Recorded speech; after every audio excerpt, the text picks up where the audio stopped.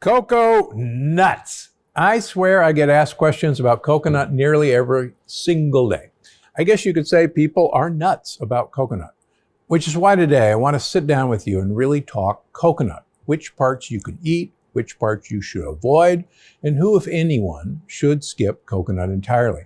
And if you haven't been with me for long, you may be surprised, because there's one controversial part of the coconut that I'm actually a huge fan of, and one supposed health food I'm about to tell you to avoid.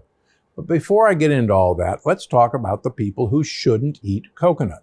Because it's true, coconut isn't for everyone. Obviously, if you've got a proven coconut allergy, steer clear. But keep watching this video because I'll share substitutes for some popular parts of the coconut. And if you've got a tree nut allergy and aren't sure about whether coconuts are okay for you, please steer clear. They may be giant, but they're still a true tree nut, and as such, they'll set off some people's nut allergies. Now, no matter who you are or what you're allergic to, there's one part of the coconut you should absolutely avoid at all costs, and I'm talking coconut water. I know, people have been treating coconut water like the next big thing in health and wellness. But the truth is, you may as well just drink sugar water. It's that high in sugar. This little container has 3.5 teaspoons of sugar. And you know that myth that because it's high in electrolytes, it's great after you work out? Well, if you're a marathon runner or a triathlete or an Olympian, you can probably get away with using coconut water to rehydrate. But for the average Joe, even the fit average Joe, it's better to stick with nature's best hydration tool, water. And save that coconut water to use in your hair. It's actually great for keeping your scalp healthy and your hair strong. But what about coconut meat?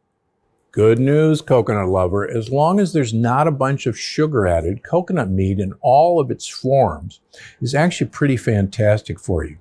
You can stew chunks of coconut in curry sauce for a really satisfying broth. You can toss it in a stir fry or even blend it up with romaine and mint for a very interesting smoothie. The same goes for unsweetened shredded coconut. You can use it in baked goods, homemade granola, as a mix for ice cream, the right kind of ice cream, or on top of a little goat's milk yogurt for flavor.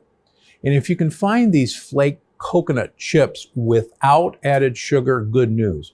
They're a fantastic Plant Paradox approved snack. Just do me a favor and make sure you're reading the packaging your coconut products come in. A lot of them have added sugar to mess up your gut. Now, there's one other format that coconut meat comes in, and it's probably the most common way you'll see coconut in my cookbook and other books. And I'm talking about coconut flour. Basically, it's dried ground coconut meat, and you'll see it as a substitute for flour in a lot of my baked goods for a few reasons. First, because it's got a great flavor. Nutty, a little sweet, not over-the-top coconutty. Second, because it seriously absorbs liquid, so you don't need to worry about your baked goods falling apart. And third, because unlike wheat flour, it's not loaded in lectins, so it's good for you and your gut.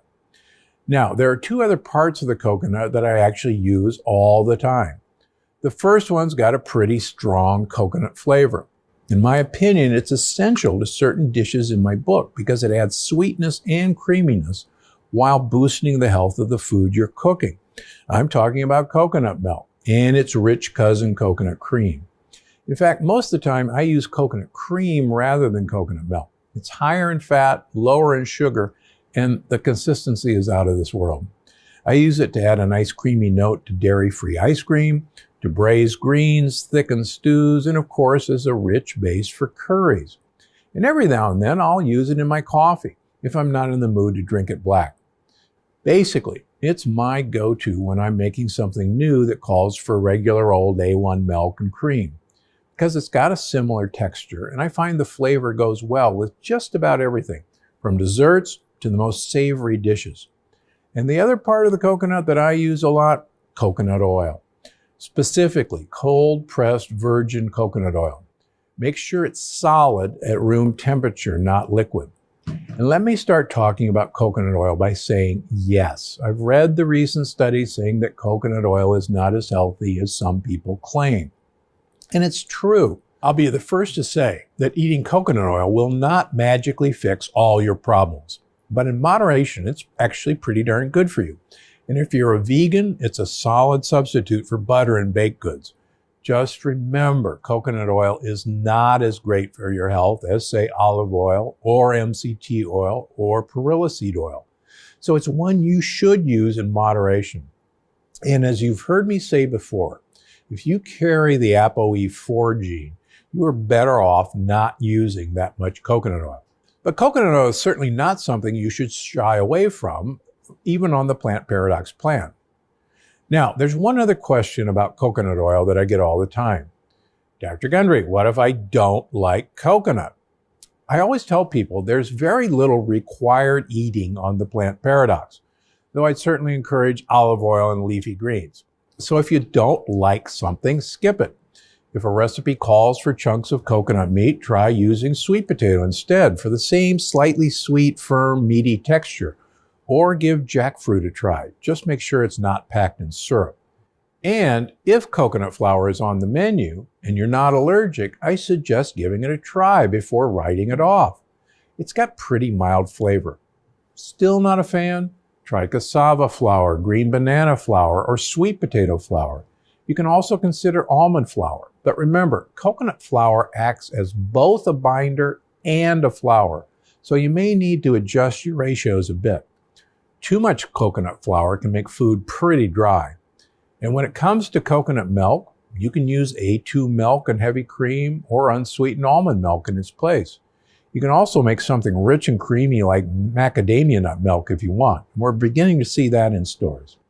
If you're not afraid of the color, you can swap a ripe avocado in for coconut cream in a recipe for a similar texture. Or a pureed green banana can add the same creaminess.